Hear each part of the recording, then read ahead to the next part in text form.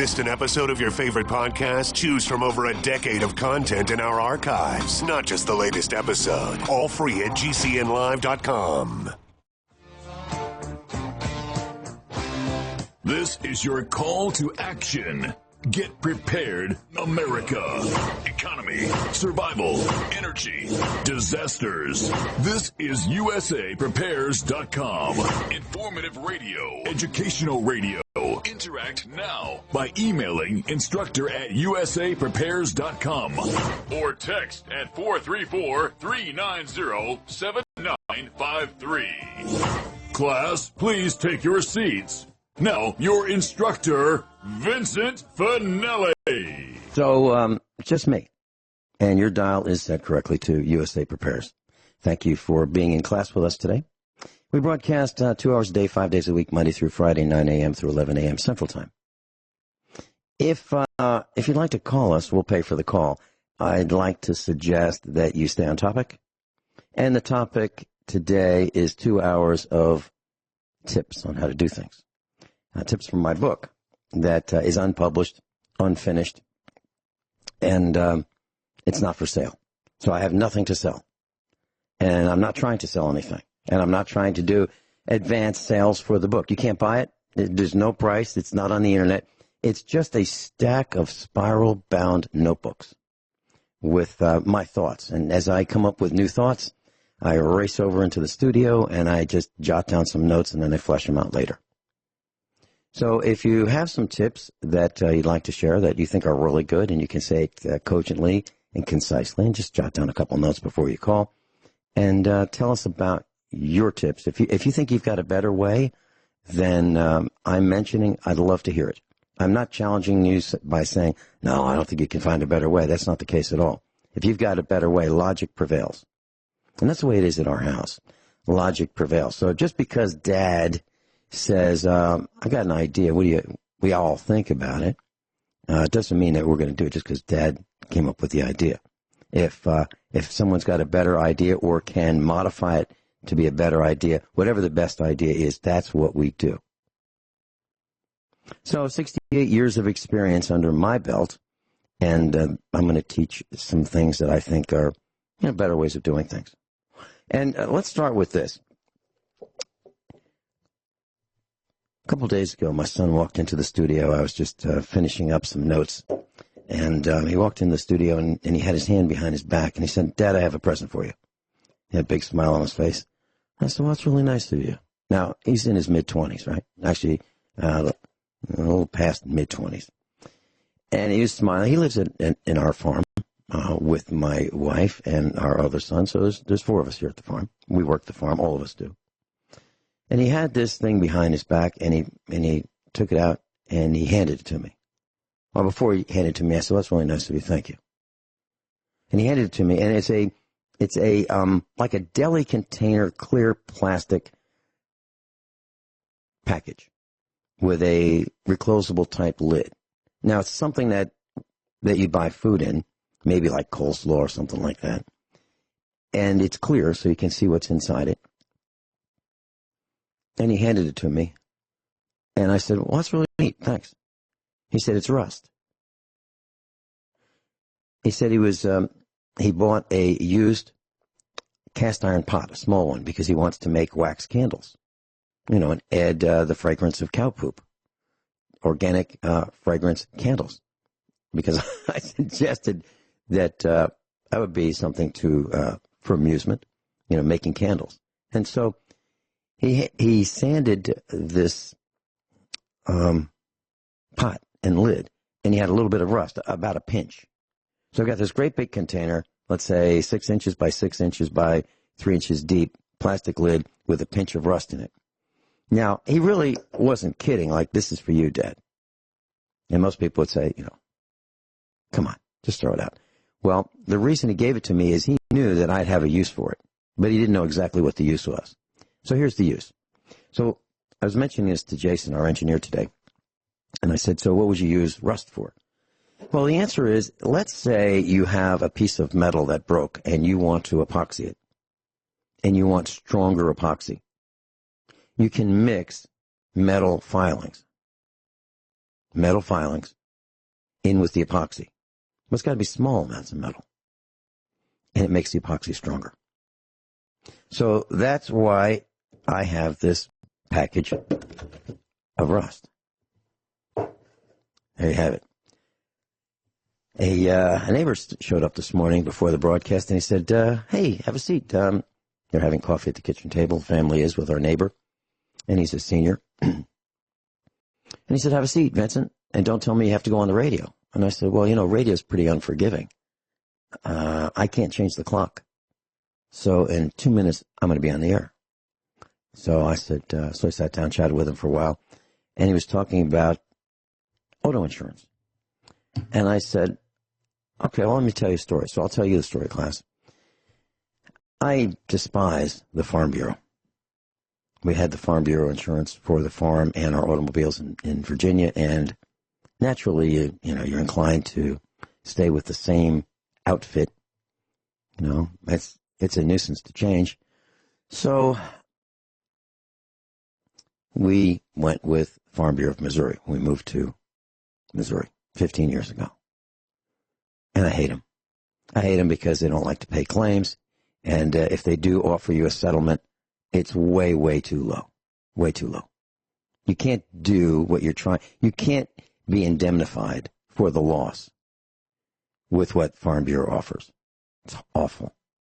And every time you call them and you say, hey, I've got a claim, when you call them and tell them you have a claim, they raise your insurance about 10%. Just for calling to say, I'd like to talk to you about the roof that was blown off by the tornado. I'd like to see what you'd like to do about that. Now, even though they don't do anything, and even though you don't settle, they still raise your insurance rate.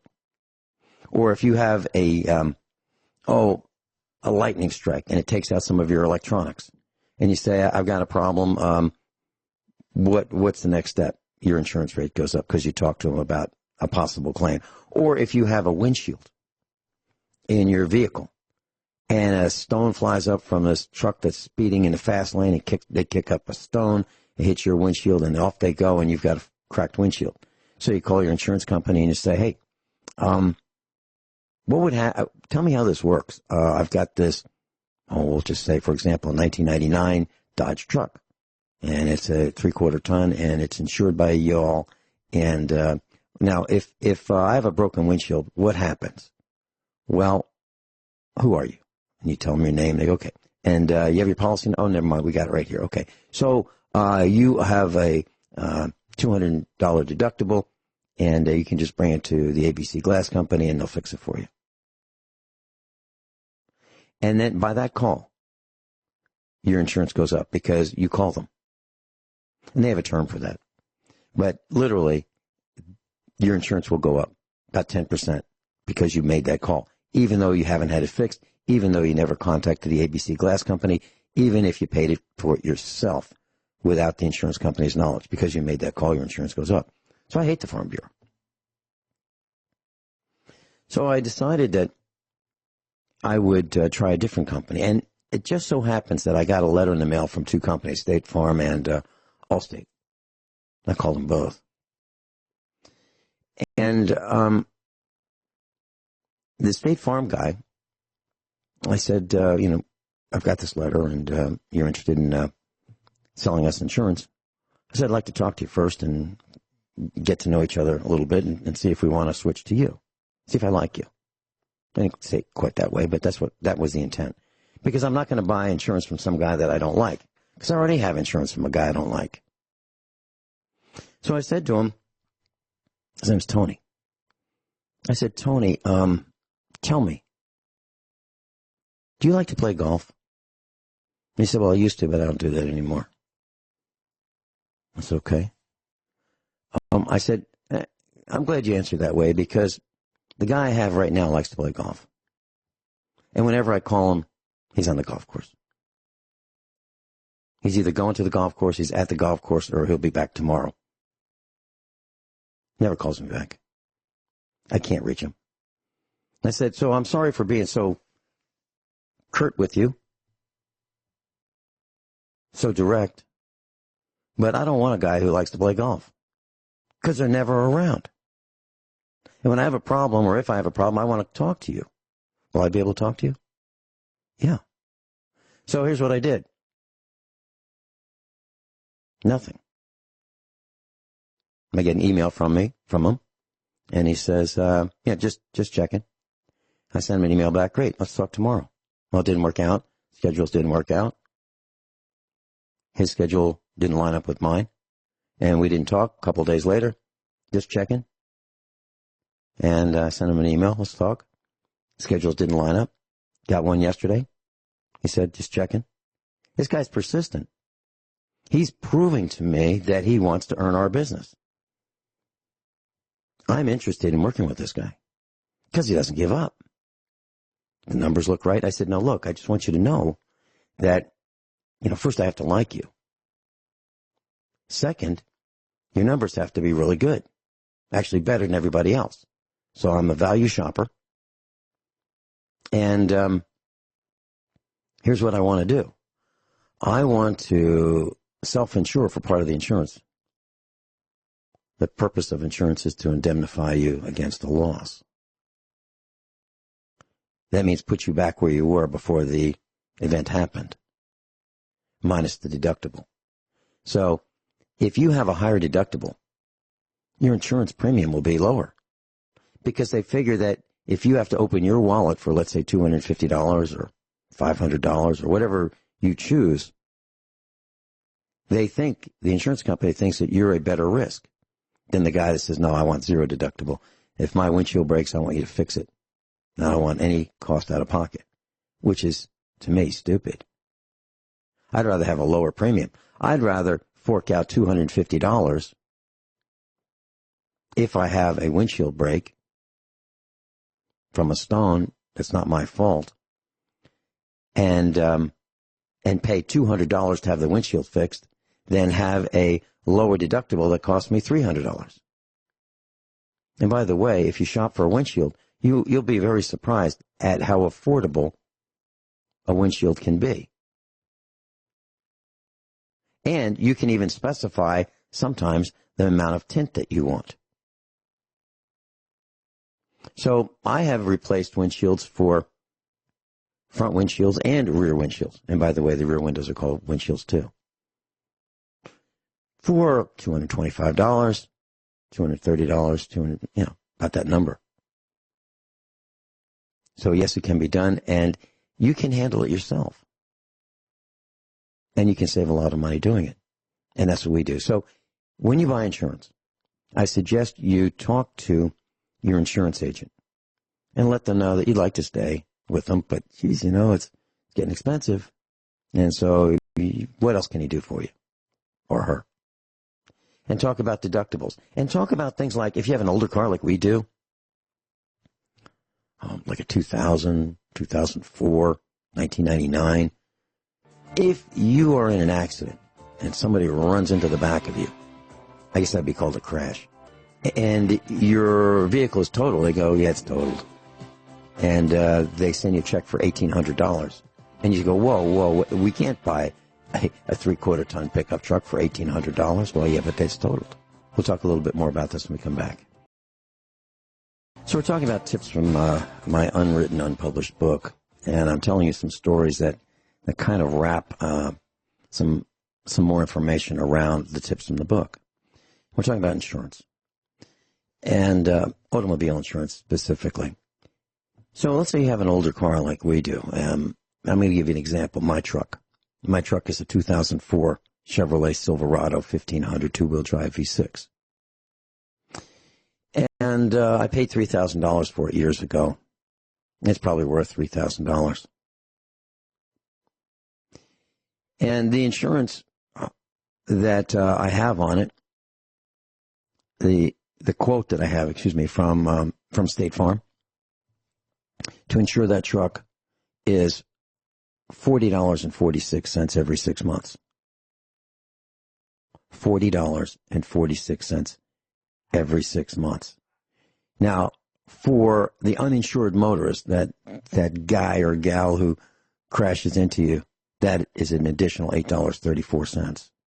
So the total premium for the Chevrolet pickup truck is $48.80 every 6 months. because it has bodily injury and property damage and uninsured motor vehicle insurance. That would be for the other guy. Now, there is no payment to me if I wreck it. Now, if somebody crashes into it, it's covered by the other insurance company, by the guy who crashed into it. But for my truck, there's no coverage in terms of damage to the vehicle. It's comprehensive insurance. So why would I do that? Because why would I spend, I don't know, $300, $400, $500 every 6 months for comprehensive insurance when the truck, if the truck is damaged through my fault, they'll say, well, it's total and we'll give you $1,200 for it. I know how these insurance companies work.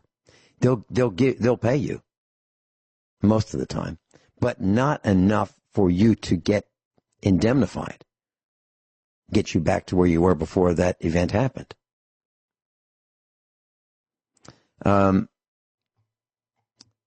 There's another vehicle. Let's see. There's a 2000 Mercedes 430. So that's a little V8 Mercedes 2000 all-wheel drive. It's called a 4MATIC. A little more expensive to insure a 4MATIC. Liability is $59.92 every 6 months. Uninsured motor vehicle is $8.34.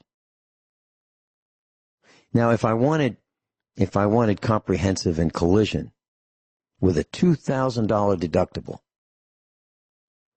it would be over $150 for comprehensive and collision, meaning they would pay for the vehicle if I wrecked it with a $2,000 deductible. The vehicle's worth $2,000. Why would I do that? I wouldn't. Okay, so here, now these guys, if we just want liability on the 1999 Dodge Ram, it's a 3/4-ton pickup truck. It's in really good shape. It's only got 300 and something thousand miles on it. $40.87 for liability. Do those sound like good numbers to you? They do to me. I can't wait. I'm going to talk to Tony after the broadcast. I'm delighted. Now, I also got a quote from Allstate. You're in good hands with Allstate, those guys. I remember calling them one time back in the 70s. Someone broke into an old Victorian house that I was renovating. Stole my tools, my table saw and a bunch of my tools, and called the police and filled out the police report because I thought that's what you do back then. And Allstate just wouldn't budge. They wouldn't help me. I had the pictures, the police report, everything. Yeah, it was broken into. Everybody believed it. I had pictures of work in progress with my tools, in the rooms where I was working. It was all documented. Allstate wouldn't budge. Finally, I called them up. I called corporate headquarters and I said, "Yeah, I saw one of your commercials on TV. It was great. The ones where you say you're in good hands with Allstate." But from my perspective, I've only gotten the finger from you. They thought that was so funny. With Allstate, you only get the finger. That they decide to pay the claim. I had to tell them that I talked to all these people and I have all their names and I hope they have a van so that they can come to court when I sue them. Because I'm going to subpoena the whole crew. It's like 10 of them. So I just got off the phone with Tony and we're going to be talking this afternoon, and I'm really excited about getting rid of the Farm Bureau in terms of our insurance company. I'm really excited about that. I was telling our neighbor this morning I had 3 switches on the kitchen table that I bought. They're manufactured in Asia, and they were in a Radio Shack package. And it's called a flip switch, and it's a double pole, double throw, momentary contact. So it's kind of a switch that the center of it's off. You flip the lever up, and it makes contacts, and you flip the lever down, and it makes contacts. And then when you let go, it auto centers back to off. I bought 3 of them on the internet. And Radio Shack has long been out of business, and this is old stock, new old stock. The reason I bought those switches, and they were very inexpensive, they were, nobody wants them. Nobody does anything with electronics anymore, or at least very few do. And I actually needed this exact part. There are centering switches where center is off, but it doesn't flip back to off. You know, where you push it and you let go and it goes back to off. So you push it to on, up, and it goes on, and you let go of the switch and it goes back to off. Or if you push it down, it goes on, and you let go and it goes back to off. I needed that kind of switch. Why? Because we have a John Deere baler, hay baler. It bales about 1,000 pounds, and it's a 5-foot wide baler. And there's a control module box that goes with it. So in the cab of the tractor or right next to the seat of the tractor, if it's an open cab, you move this switch and it will move the tying arm so that the twine runs across the baler and spiral ties it with one piece of twine. So the bale's going round and round and round, and this arm just moves so that the position of the twine that wraps around the bale can be wound in a spiral fashion. Well, the control box failed. It's a John Deere control box, and it's about the size of, 4 decks of cards stacked together. So it's small. And I called John Deere, and they said $547 for the box. It's ridiculous. So I looked on the internet, it's $547. John Deere does an excellent job at price fixing. Excellent. I don't think there's a company that price fixes better than John Deere. And for $547 for this box is absolutely a highway robbery. The only difference between John Deere in this case and Jesse James is the gun. That's the only difference. I despise John Deere's tactics. So I took this box apart and I said, you know what? I don't need all the circuitry. I will just replace all of it with this switch. And that's what I did. But the switches only last about 2 years. So I bought 6 years worth of switches. They were 99 cents a piece. So I just replaced the circuitry with the relays and the debouncers and all that with one 99-cent switch. So what I'm trying to tell you is there's a better way. You just have to figure it out. Is it rocket science? No. It was persistence and a dislike for being ripped off by John Deere. So I bought an item on the internet from Sam's Club, and it was about $230. One item. We needed it for the farm. And I went to pay for it, just put one item in the cart. And by the way, I've been a Sam's Club member for a long time. And I put it in the cart, used my Sam's Club credit card to pay for it. Everything's good. Then I get an email hours later, something wrong, call this number. So I called the number, and that was the Philippines.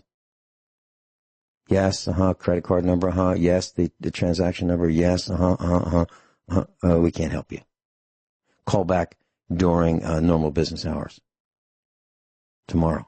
So I called tomorrow. Yes, credit card number, can't help you. It took an hour to get to the point where they could just assure me that they couldn't help me. So I just said, you know what? I'll just order it again. And I paid with a Discover card. It went right through. So my Sam's Club card, which works every time I go to Sam's Club, which I don't like doing very much, didn't work. And it's not because it was lost or stolen or over limit. We pay our credit card bill every month. We're allergic to interest. We do not pay credit card fees. We don't pay interest fees. We don't pay late payment fees. We don't pay over limit fees. We don't pay credit card use fees. We're allergic to that. So then I get an email from Sam's. Hey, how was that experience? Oh, okay. Well, it's my turn. So here's what I said to Sam's Club. Please rate us from 1 to 10. Please fill out this survey. It only takes 3 minutes. Okay. So I clicked 3. You rated us number 3. 3 out of 10, really? So then they say, would you please tell us why? Why you rated us 3 out of 10? because I guess they were expecting they would be rated 10. So there was a box where you could type something in. So I did. And here's why I rated them 3 out of 10. By the way, that's failure. 6 out of 10 is a failure, right? If you got a 60% on a test in elementary school or high school, would you be proud of that? That means you failed. That's like a D, sometimes an F, right? As in failure. So here's what I said in the box. I wrote, quote, I challenge you to read this. I've been a member since 1993, 27 years. And I find myself asking our family, please remind me again, why are we members of Sam's Club? We used to buy 3 to 4 of your ground beef large packages and feed some to our farm dogs with their dry food. Fresh out of the package, it smells so bad, even they won't eat it. Sam's cut packages of broccoli smelled so bad out of the unopened packages, we returned them yesterday. A week ago, we purchased fresh, out-of-the-oven rotisserie chicken. It was red bloody on the inside. I called your chicken engineer at the store, and he told me that it's okay. It meets the standards for cooking. I said I was returning it. I purchased another pair of glasses from your optical center and was greeted by an offensive, know-nothing employee who told me what I would have to do. I said, based on that, I don't want the glasses, and I met with the store manager. We have a farm and have over 30 lead-acid car and truck batteries. We used to buy them from Sam's. Not any longer. We have a fleet of over 10 vehicles and used to buy our tires from Sam's until your tire engineer carelessly scratched our alloy wheels and told me never to ask for hand torquing on my wheels, which is what the owner's manual requires. You don't offer some of the things that made Sam's great, like American appliances. Here's what I said on my national radio broadcast, AM, FM, satellite, telephone, listen line, podcast, archives, multiple networks, and YouTube. And I gave him the link. And that was the link where I absolutely took Sam's Club to task. I continued on saying, if you choose to listen to it, please call me back, and I gave my phone number. Maybe you can suggest why we should be a member of Sam's Club. I don't have a clue why. Thank you, Vincent Finelli. So that's what I said about Sam's Club. And maybe a little later in the broadcast, I'll give you that link if you want to hear on Ron Gibson's channel on YouTube without commercials, or on GCNlive.com archives. You can go to either one, or you can go to Republic Broadcasting, and you can search for this on the internet, and you'll find it. And you can listen to what I had to say with Joey about Sam's Club.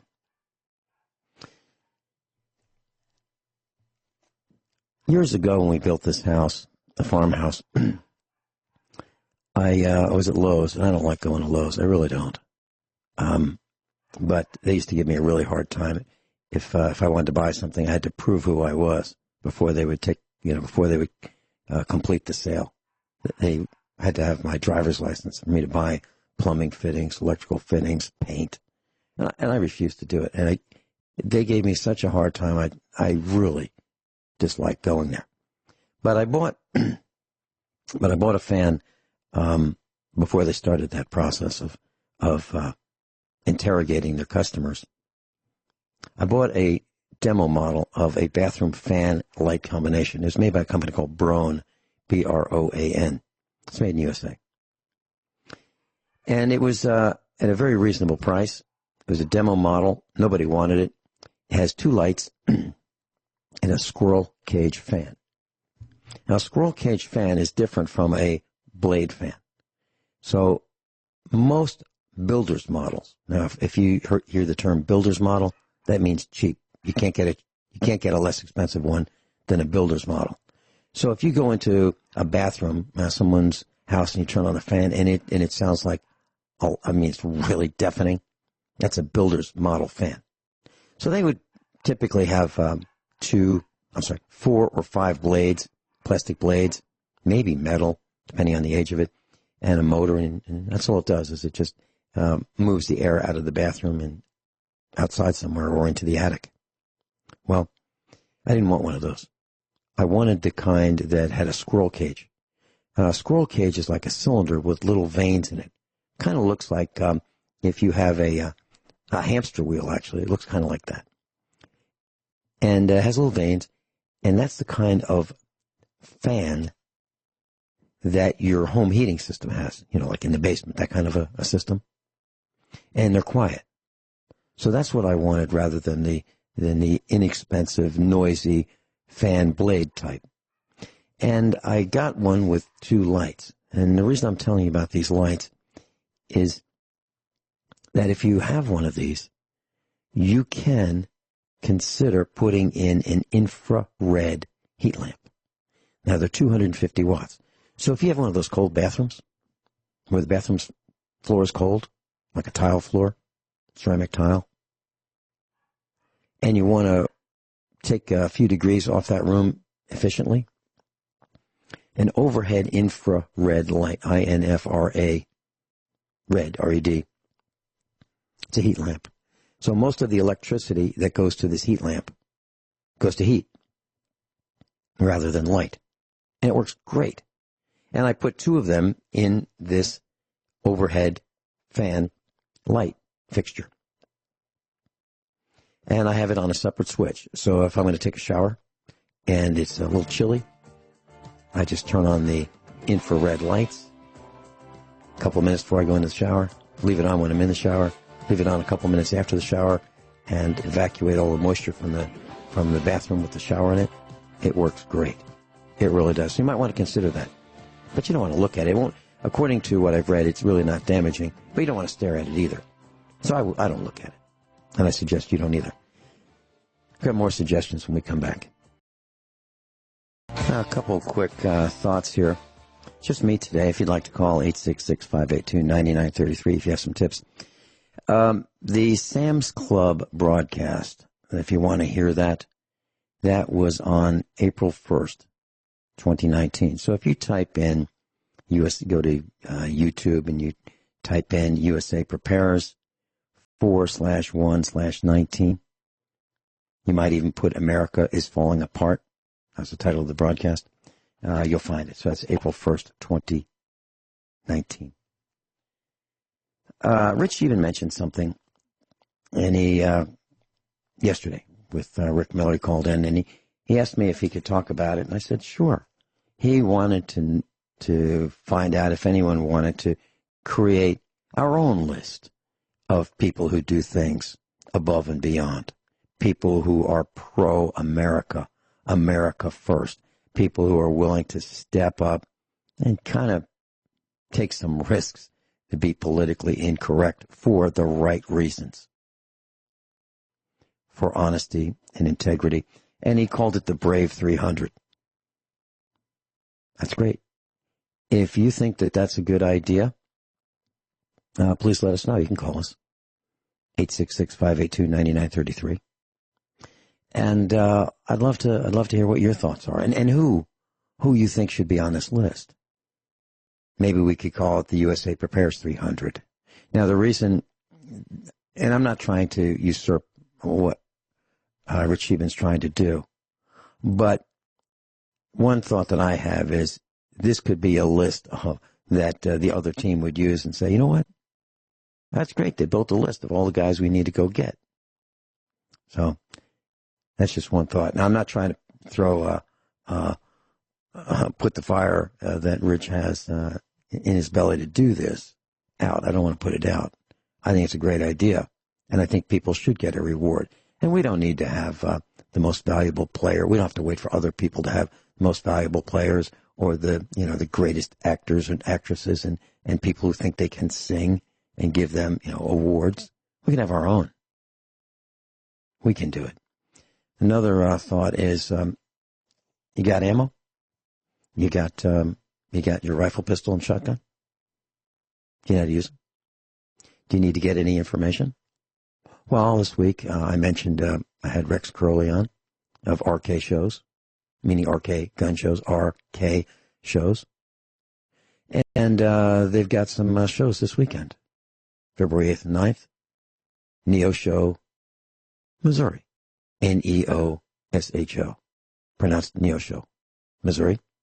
There's another one in Tennessee, the Appalachian Fairgrounds in Gray, Tennessee.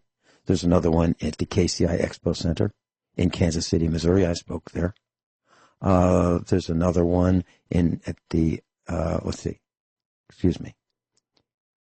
8th and 9th would be Appalachian Fairgrounds in Gray, Tennessee, and Neosho in Missouri. Then next week, it's Kansas City and Oklahoma State Fairgrounds. So if you want to find it, you can just type in gun shows on the search engine of your choice, and you'll find Gun Show Trader and some other sites that list where the gun shows are. I might go to one of them. I don't know. I might. I'll talk with the boys and see if there's anything that we need to top off on. Okay, tire pressure. Well, tire pressure is really important for a lot of reasons. One, if your tires are too low in pressure, it's really hard for the car to push them and pull them.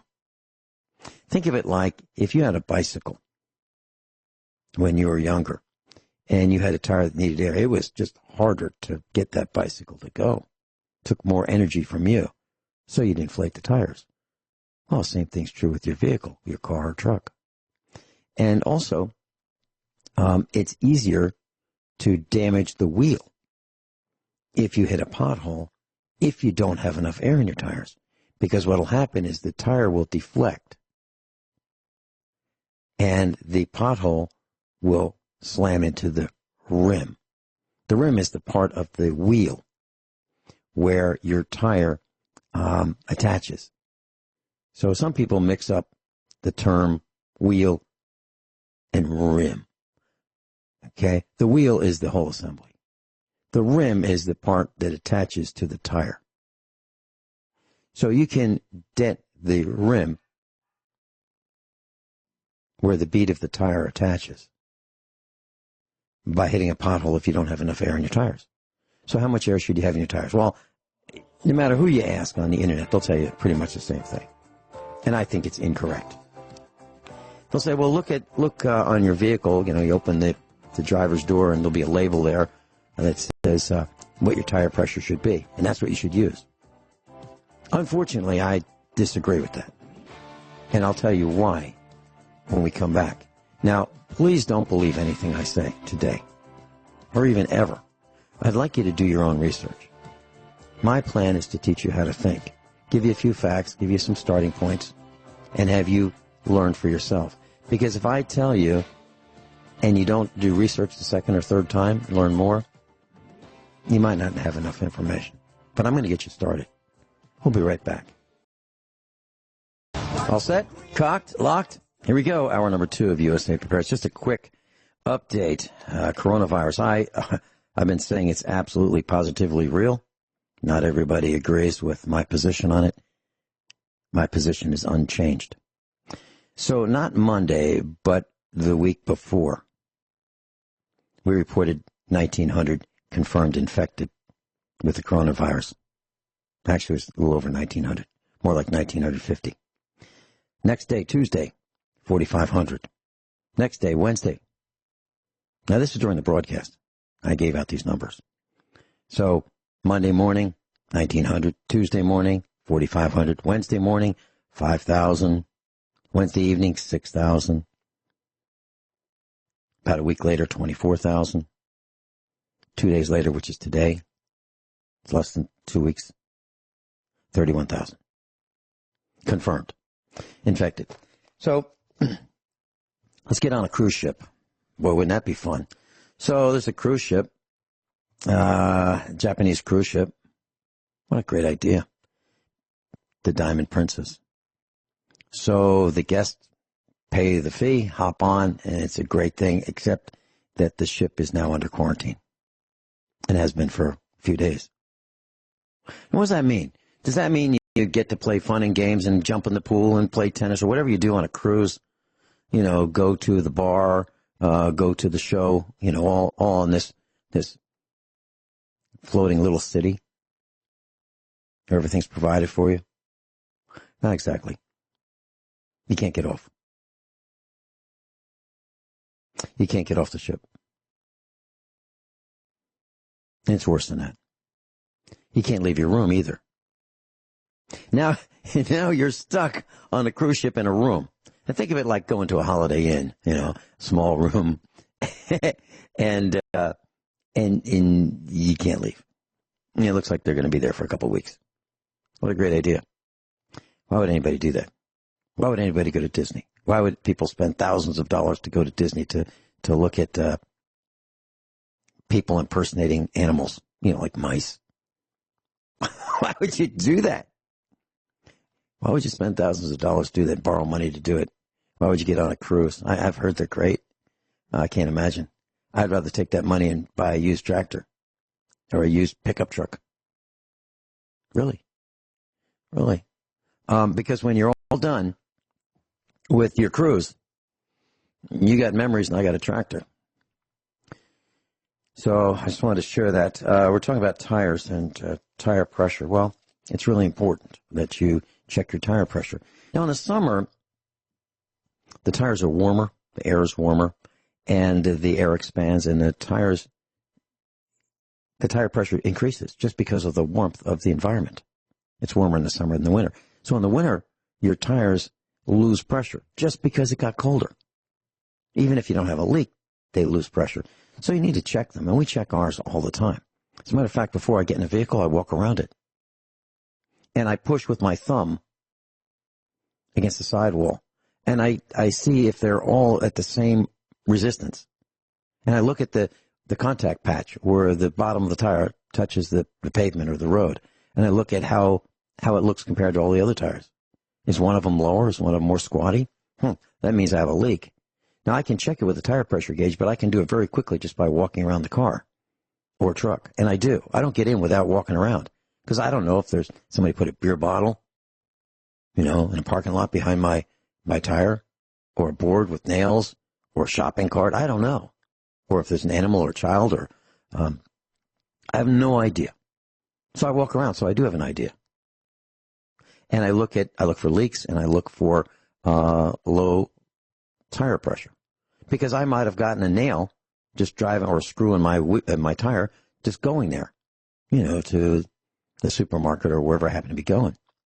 So I check before I go, because the best place to fix a flat is home. That's the safest place for me. And before I leave, let's say I'm at a store, a supermarket, the best place for me to fix that flat, if I have one, is there, rather than on the side of the road where I can get nicked by people who want to see how close they can get to me while I'm trying to change my tire and wheel. So check your tire pressure. Now, there's lots of ways of doing that. You can buy inexpensive tire pressure gauges, and sometimes they're called pencil gauges. Sometimes they're called stick gauges. They're the size of a slim Sharpie. You can put it in your pocket as a clip to put in your shirt pocket. But they're lousy. They're inaccurate. And they're so inaccurate, if you buy two of them at the same place and you check one against the other to see what they each read, you probably find that they're several pounds off. Now, you're talking about 32 psi, 32 pounds per square inch, typically. And that's a good starting point for many tires today. I don't use that. I mentioned that you can look at the label on the inside of the driver's door, and it'll tell you, that's usually where it is, what the tire pressure is. They'll say the front tire should be X amount of pounds per square inch, and the rear tire should be X amount, unless you have a heavy load, and then you can increase it. And it'll tell you that too. And then what I do is I look at the tires, and I see what the tires are rated for. You might see that they're rated for 32 psi, max, cold, or 35, or 44, or 51. or 80 or 100, depending on whether the trailer tires or truck tires or light truck tires or passenger car tires. So it says right on the sidewall. Now you might have to look on the inside of the sidewall because sometimes they put it where you can't read it. On the inside, meaning not the surface that you can see from the outside of the car. You might have to crawl under the car to read it, but it's there. And so, for example, on my old Mercedes, my 1996 Mercedes diesel, it's just a mid-sized car. It's an E300, two-wheel drive. Pretty soon it's going to be an antique. The tires that I have on there are rated at 51 pounds per square inch. Somewhere on the door, I think it says I should put 28 and 32, something like that on there. But I know for a fact that if I am pushing a hand truck and I have the tires inflated less than maximum, it's a lot harder to push that hand truck with something heavy on it. So what I do is if it's rated at 51 PSI or 44 maximum for that tire, I'll probably bring it up to 40, 42. And what I find is that the ride is harder, it handles better, and I get more miles per gallon. Now here's what your government says. Your government, the Department of Energy, says that for every 1 pound of tire pressure of uninflated tires, so if your tire is supposed to be at 32 pounds per square inch and you have it at 31, just 1 pound less, you'll lose 0.4%, almost a 0.5% worse fuel economy. So let's say you have a car that's supposed to have 32 PSI, pounds per square inch, tire inflation, and you haven't been paying attention. Now, I'm not talking about you. I'm talking about other people, not you, because I know you pay attention.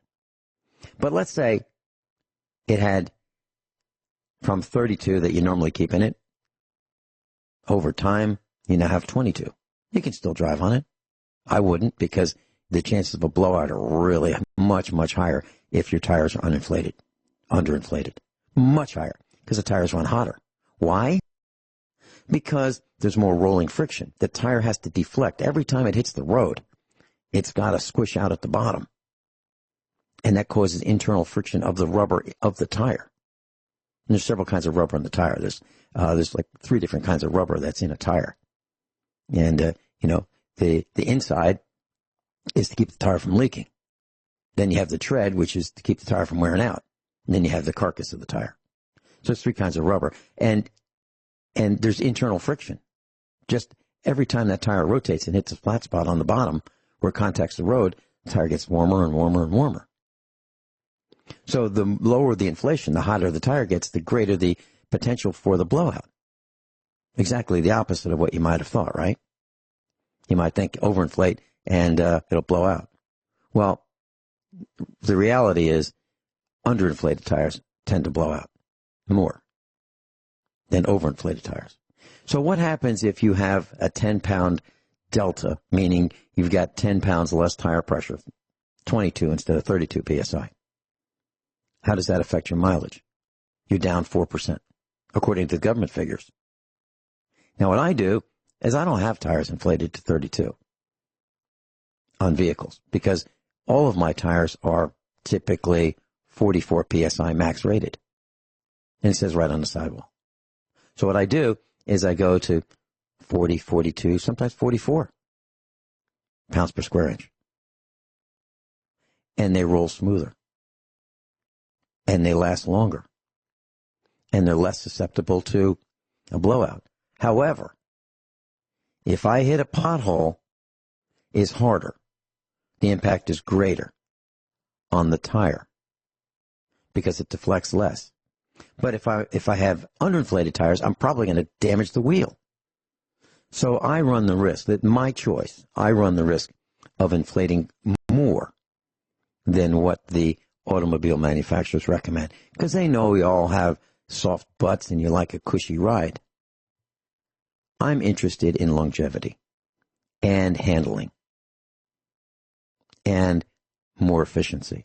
So what I do is I increase. And I want you to do your own research before you don't believe what I say, because if you inflate them and then you have a blowout or you damage your car or something goes wrong, don't blame me. So do your own research. But I'm just telling you what I do. And for tire pressure gauges, the most accurate ones I found are really simple. It's not the pencil gauges. I consider them just like a suggestion as to what the tire pressure really is. The dial gauges, the ones that have like a round face and a needle that moves, I believe that they are generally, not always, but generally the most accurate. What do I use here at the farm? Well, we have a 60-gallon compressor. It's an oil bath compressor. It's not one of those oilless compressors. I consider them substandard because I know that the mechanism is very similar to an engine, a gasoline engine or a diesel engine. And those are not oilless. There's no oilless car engine or truck engine. Why? Because they won't last very long. You need to have the oil in there to lubricate the cylinder, the piston rings, the bearings, everything. All those moving parts. And if you have an oil-based compressor, one that uses oil in the crankcase of the compressor, I'm talking about a compressor you get at the big box store. If you have an oil-based one, that oil actually cools the moving surfaces, removes the heat, and transfers it to the heat sink, where the fan cools off the compressor pump. Well, I use a gauge and an inflator combination. It's called a Milton S-506. I'll tell you more when we come back. So I mentioned that the tire pressure inflator, it's an inflator gauge that I use, is made by a company called Milton, M-I-L-T-O-N. Now, I bought my Milton tire inflator S-506 model, M-I-L-T-O-N, Milton, back in the 70s. And it was about $30. Well, it's still $30, but now it's a Chi-Com, parts made in China, assembled in the United States. Well, it's probably still the best, but even that, I would suggest that you verify that the gauge part of it is correct, because I have two of them and they read differently. So I had to get a third one, an accurate dial gauge, and I had to calibrate the Miltons. I have two of them, a newer one, and I bought it on eBay, and my older one, keep one in the barn, one in the automotive shop, and they read differently by about 7 pounds. Now, can you imagine that? One reads 30, the other reads 37 on the same tire at the same time. So I had to get a dial gauge that was really accurate, and then I calibrated them. And yes, you can. There's a way, just go to YouTube, and if you get the Milton, you can calibrate it so that it will be accurate. Kyle in Montana, welcome. Good morning, Vince. Hey. I so agree with so much of what you say. You're so you're like my OCD scientist friend. You're really good at it. I'll tell you. The only thing I was going to throw out there, folks, is just because you can take a tire all the way to the 40 whatever pounds or whatever pressure it says on the side of the tire. Sometimes what I have found is that if you do take it all the way to the top, say it calls for 41 pounds and it's a smaller car, it tends to wear the center out in a couple of them that I've had over the years faster. So Vince's idea of dropping down there a couple of pounds per PSI, a couple of PSI on your tire, I like that a lot better. The other thing to know is that if you have your tires really, really hard, like Vince says, if you hit potholes, and here in Montana, most of the roads are kind of like an afterthought. There's cracks and there's things, we can't keep up with patching them all the time, and there's it's some of the, I mean, even the highways are not very good, except till you get on the interstates and stuff like that. But the regular highways we come across all the time where there's cracks in the road and potholes, and especially right after winter, it's really, really bad. But it does transfer more of the shock to your ball joints, to all of the rest of the front suspension.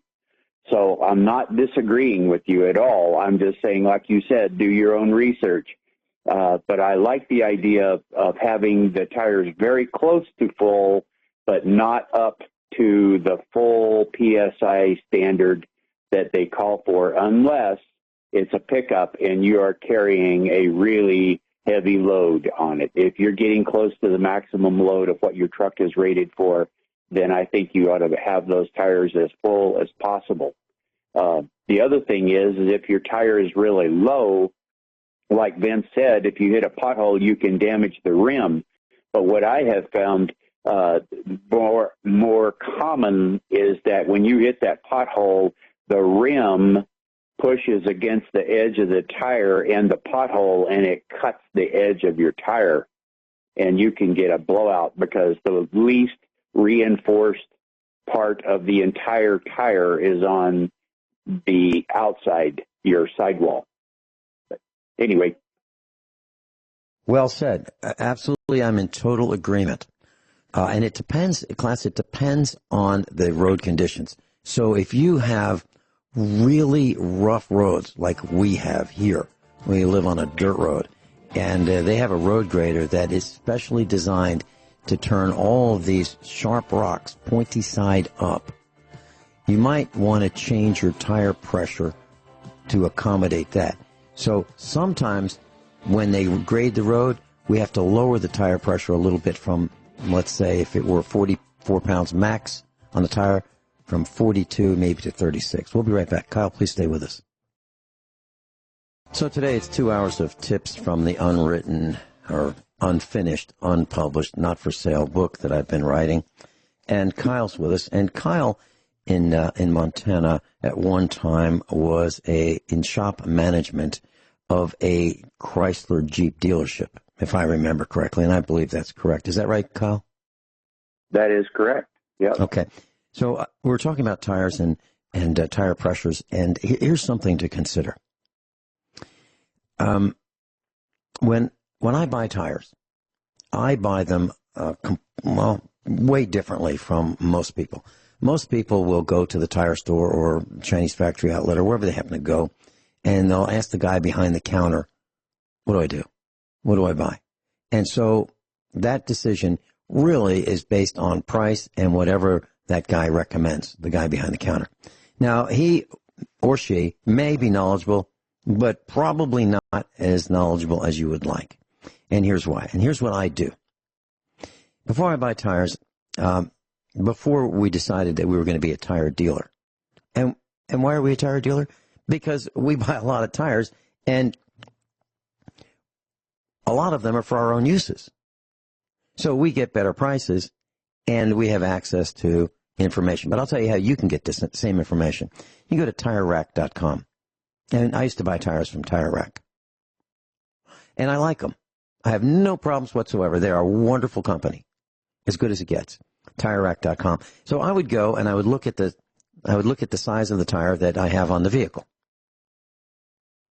And I would look up that tire and I would look at all the brands, and I would tell it to search from lowest to highest price, lowest to highest. And then I would look at the specifications. I say, okay, what's the diameter? Because tires are not all the same diameter, even though they're the same size, meaning they're supposed to be the same size. And I look at the width of the tread, and they're not all the same either. So if you get the same tire size, and you go from Bridgestone to Firestone to Kumho to whatever the Falcon, Michelin, whatever you're looking at, you'll find that they're different diameters, different tread plies, different tread designs, different physical weights. The actual tires themselves weigh different amounts. Now, to me, I'm interested in a heavier tire, because if it's heavier, it's got more rubber in it, it's got more steel in it, it's got more polyester in it. It's got more nylon in it. It's heavier. Theoretically stronger. Generally. Not always, but generally. And if you go to the Chinese factory outlet and you look at their tires, you'll see that they've got tires that say right on the tire themselves. Sidewall, 1-ply. Now, 1-ply is one step better than no plies. No plies, that's a balloon. A balloon has no plies. I like it. That's true, though. Yeah, you're right. Yeah. So I like a minimum of 2 plies on the sidewall. But if you go and you look at some of these Goodyear tires, and there's an industry saying, Goodyears, yeah, they're good for a year.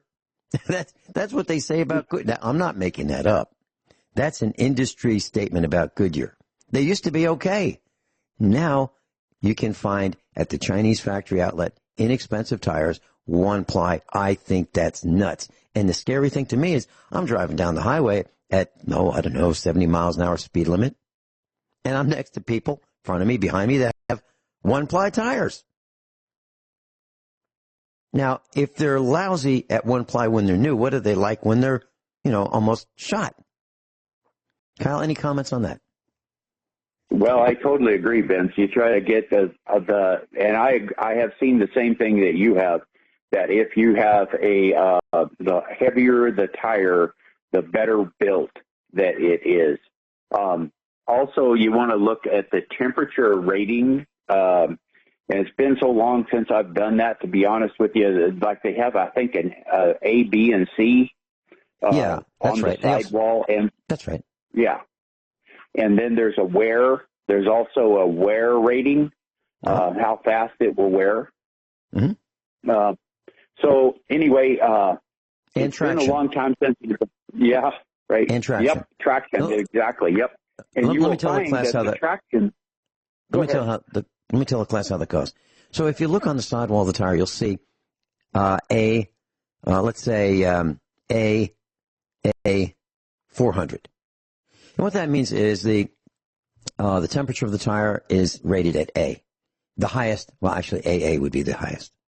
And so if you live in Florida where the roads get really hot, you want a tire that can withstand high temperatures. It's more blowout resistant, and because it can sustain higher temperatures. Now the road, you're looking at your internal thermometer on the dashboard, and it says 95 degrees. Well, if it's a black road, the road's probably like 120 degrees. So that tire is contacting and absorbing heat from the road. So you want, in those instances, you want a tire that can take higher temperatures before it blows out. Next would be traction. How good is it? Is it really good? A. Is it okay? B. Is it not so good? C. Traction. Then there's the wear. 400 means it would last.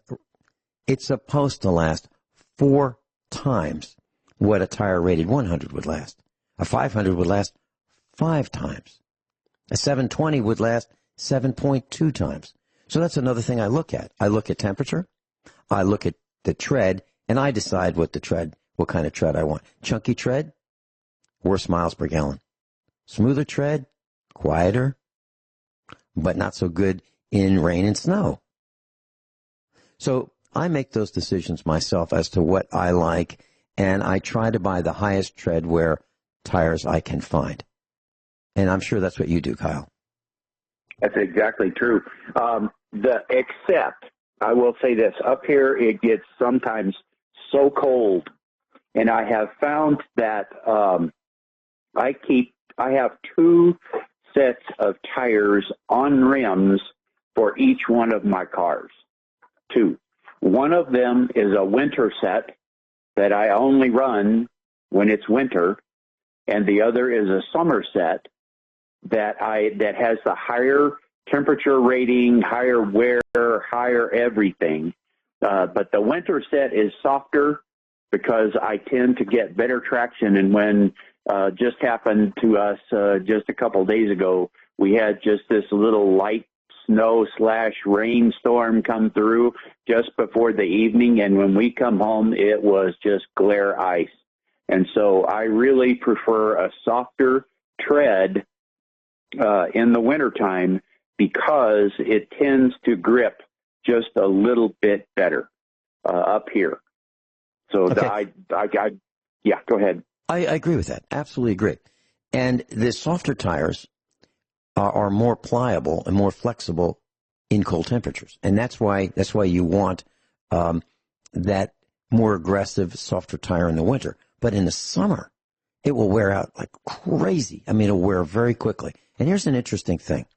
So it will tell you the construction of the tire on the sidewall. So, for example, it will tell you how many plies, how many steel belts in the tread, how many plies in the sidewall, and what the composition is: steel, rayon, nylon, polyester. Well, let's talk about nylon versus rayon, or nylon versus polyester. Okay. You know that when you stop your car and you park it and you're done with the car you come home from work and you leave it outside and the temperatures drop overnight. You know, in the wintertime it gets colder and colder as the night wears on. Well, that tire's got a flat spot on the bottom, that contact patch. It's flat. Now, if you have a nylon tire and it's cold the next morning, I'm talking about, freezing temperatures, that tire wants to have that flat spot for a while. So as you go down the road, that tire is not going to round out. It's going to have that flat spot for a while, and it's going to thump, thump, thump, thump, thump, thump down the road. So nylon tires are really, really strong, and I like them. But in the wintertime, it might take several miles of driving slowly to get that tire to start flexing again. So keep that in mind. You may think that you have a problem with your car, your suspension, ball joints, bearings, hubs, tie rod ends, shock towers. You might think that you have a problem with your car, and it's really the nylon plies in the tire because they don't want to flex when they're cold. Kyle, your comments? Yeah, I got a story on that, Vince, that's really interesting. When years ago, my wife and I lived in Alaska, and I was managing an auto parts store there, and we also had a tire shop and auto repair business as well. And we sold Goodyear. This is many years ago. It's back when Goodyear actually made some really excellent tires. And they made this nylon carcass tire. It was not a radial, and that's what you're going to find. If it's a radial, I've never seen a nylon carcass with a radial tire. It usually is a bias ply, they call it, which is a steel, which is not, they're really, really tough tires. But anyway, they had this tire called a custom extra grip high miler, which it was a very aggressive tread design. And a friend of mine lived way out in the bush, and he was over 1.5 miles off of the road. And I mean, it was like a cow trail trying to get back into his house. I visited him a few times, him and his wife. My wife and I did. Well, he came to me and said, I don't know anything about tires, and I've got this 1-ton crew cab Chevy pickup, and it was an old one, 70s, heavy as it could be.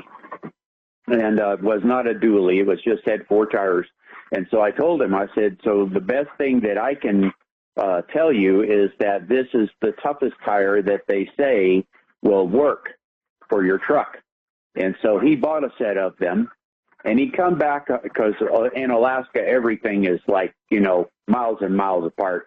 The reason the sled dogs are so fast in Alaska is because trees are about 100 miles apart.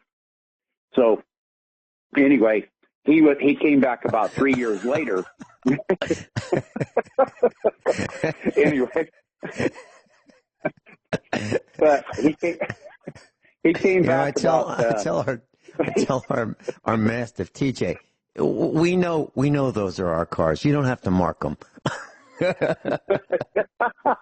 Yeah, right. Yeah.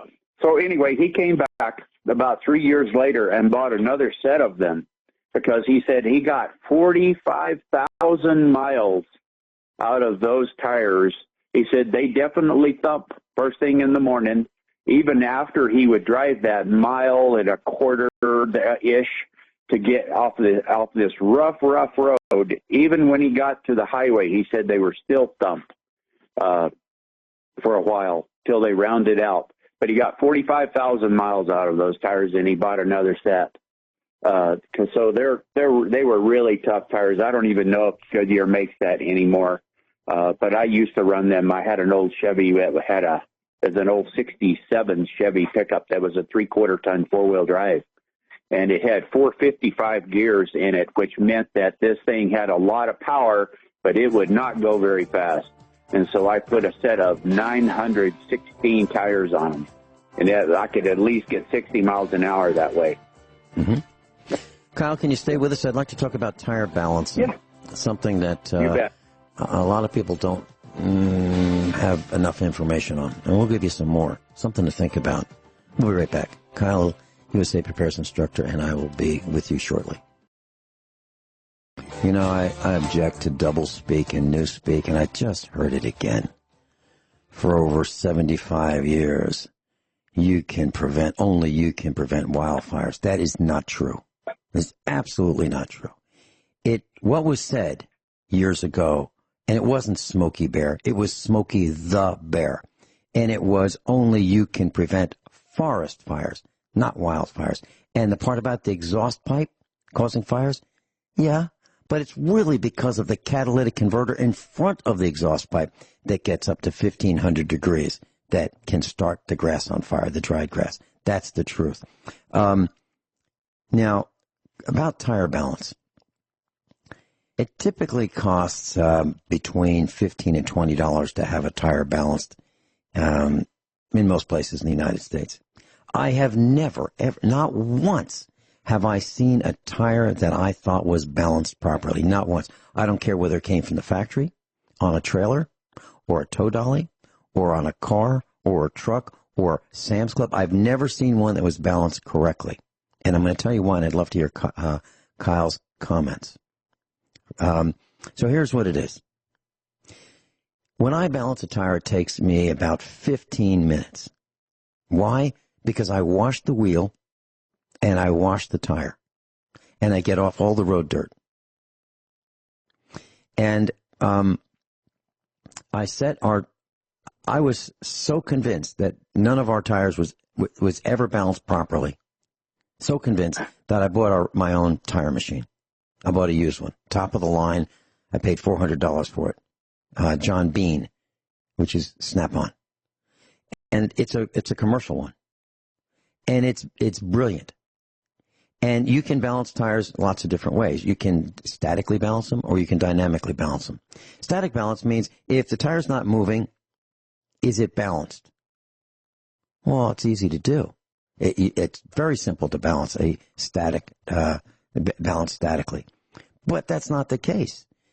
The case is you don't care whether it's balanced or not if the car is parked. You want it to be balanced when it's moving. So there are weights on the inside of the wheel and the outside of the wheel because the tire and wheel assembly is out of balance, always out of balance somewhere. It's either the inside, the outside, or both of the wheel. And each time you mount a tire on that same wheel, it changes.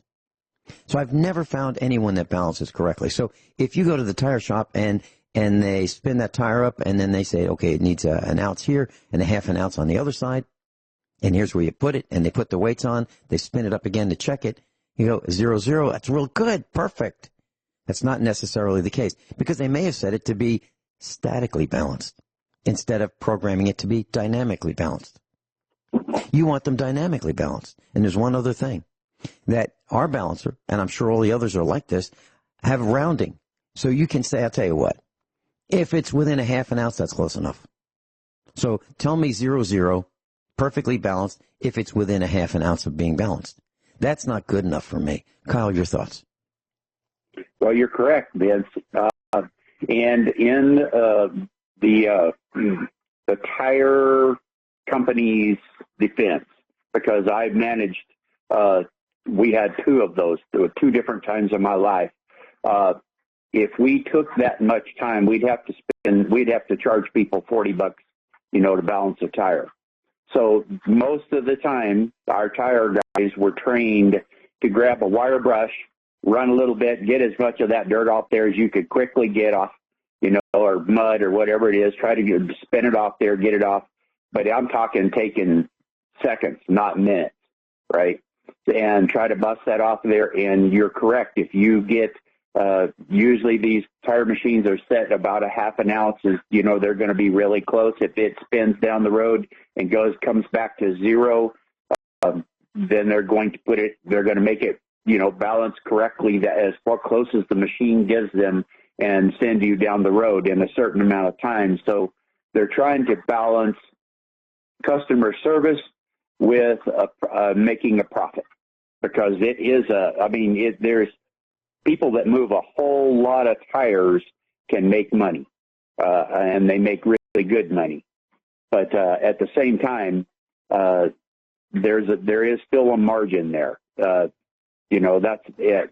That's the only thing I'm saying. And I'm not disagreeing with you whatsoever. I am agreeing with you, but I'm just saying if you want perfection, invest in a tire machine and learn how to do it. But yes, if you're going to, I've never seen a tire shop ever take the kind of time that I'm sure you would, Vince. Yeah, we literally wash the tire and wheel. And if we're going to replace a tire, we will wash the wheel with a garden hose and a brass nozzle and a brush and some soap, and we'll clean it up. And then when we break down the tire, we take the tire off the wheel. If it's an aluminum wheel, we find that the bead contact area has oxidized, meaning it's a rough surface and it won't seal right. Or if it's a steel wheel, it's rusted. So what we do, if it's an aluminum wheel, we wire brush it, the rim on the inside, the contact area where it meets the tire, and then we paint it with Rust-Oleum. Now, how long does that take? That takes overnight for that paint to dry. Exactly right. Yep. It does, Yep. but it's done right, and it won't leak. But that's why tires leak. Brand new tires, they mount them, and then you find they leak because of the corroded rim. Kyle, hey, thank you so much for being with us today and sharing your tips and knowledge. Well, thank you, Vince. There you go.